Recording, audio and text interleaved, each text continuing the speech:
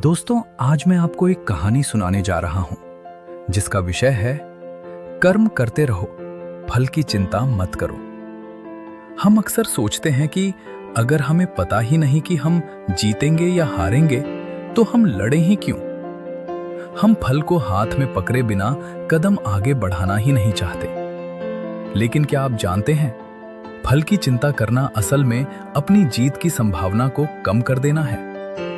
आज की ये कहानी आपको एक ऐसे अंधेरे कमरे में ले जाएगी जहां उजाले की तलाश सिर्फ एक दिए से शुरू हुई थी। इसे सिर्फ सुनना मत, महसूस करना। एक समय की बात है, एक बहुत ही अनुभवी मूर्तिकार अपने आखिरी दिनों में एक मूर्ति बना रहा था। उसका एक शिष्य था जो बहुत मेहनती था पर हमेशा परेशान रहता था।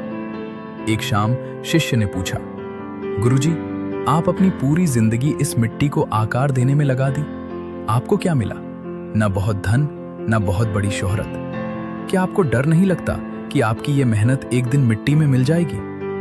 गुरुजी मुस्कुराए। उस समय सूरज डूब रहा था और चारों तरफ अंधेरा छा रहा था। गुरुजी ने अपने शिष्य से कहा, जाओ, बाहर से एक मिट्टी का दिया जलाकर लाओ और उसे उस पहाड़ी की चोटी पर रखाओ। शिष्य हैरान हुआ। उसने कहा, गुरुजी, इतनी बड़ी पहाड़ी, इतना घना अंधेरा, एक छोटे से दिए से क्या होगा? वो तो पूरी पहाड़ी को रोशन भी नहीं कर पाएगा और ऊपर से तेज हवा चल रही है, वो तो आधे रास्ते में ही बुझ जाएगा। ऐसे दिए को जलाने का फल क्या मिलेगा? गुरुजी ने बड़े शांत स्वर में कहा, तुम फल सोच रहे हो कि पूरी पहाड़ी रोशन होगी या नहीं। मैं कह रहा हूं, तुम बस दिया जलाओ और एक एक कदम चलो। शिष्य ने दिया जलाया।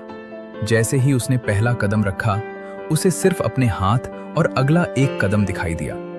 वो जैसे जैसे आगे बढ़ता, दिए की रोशनी अगले एक कदम को साफ कर देती। दोस्तों, हमारा दिमाग हमेशा सूरज बनना चाहता है जो एक बार में पूरी दुनिया को रोशन कर दे। लेकिन जिंदगी सूरज से नहीं, दिए से शुरू होती है। कर्म करते रहो, फल की चिंता मत करो का असल मतलब यह है कि आपका काम सिर्फ उस अगले कदम को देखना है जो आपके हाथ में है। जब आप फल की चिंता करते हैं तो आप उस अंधेरे से डर जाते हैं जो दूर खड़ा है। जब आप कर्म पर ध्यान देते हैं तो आप उस रोशनी पर भरोसा करते हैं जो आपके पास है। फल की चिंता करना मतलब भविष्य में जीना और कर्म करना मतलब वर्तमान में जीना। जो इंसान वर्तमान में पूरी ताकत लगा देता है, भविष्य उसका गुलाम बन जाता है। उसे पूरी पहाड़ी रोशन नहीं दिखी, लेकिन उसे अगला कदम हमेशा दिखता रहा। और जानते हैं क्या हुआ? उस छोटे से दिए की रोशनी में चलते चलते वो पहाड़ी की चोटी पर पहुंच गया। जब वो ऊपर पहुंचा तो उसने देखा कि नीचे से उसकी तरह और भी कई लोग छोटे छोटे दिए लेकर ऊपर आ रहे थे। उन छोटे छोटे दियों ने मिलकर पूरी पहाड़ी को जगमगा दिया था।